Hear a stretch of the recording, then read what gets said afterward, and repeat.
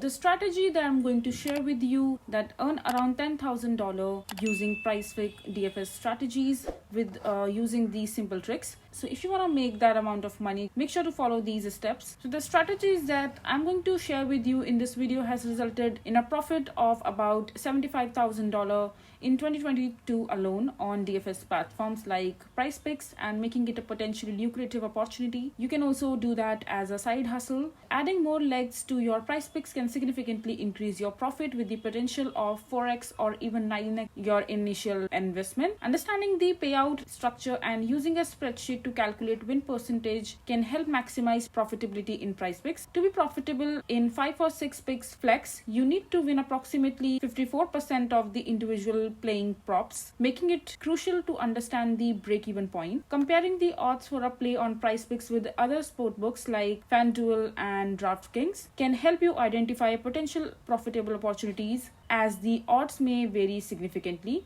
Comparing the odds from different sportsbooks can help determine the likelihood of playing ongoing over or under their props, allowing for strategic decision making in PrizePicks. The speaker focuses on using the odds jam screen for NFL Super Bowl player passing yards, indicating the potential profitability of this significant market. Using the positive EV tools to find player props that the sportsbooks are indicating are likely to hit, allowing you to make money on PrizePicks. So these are the basically few of the tips that can help you in PrizePicks DFS strategies to earn up to $10,000 easily. So I hope you find this video to be helpful. So that is it for this video. If you find this video to be helpful, make sure to hit that like button and don't forget to subscribe to our channel for more such informative videos, and I'll see you the next time.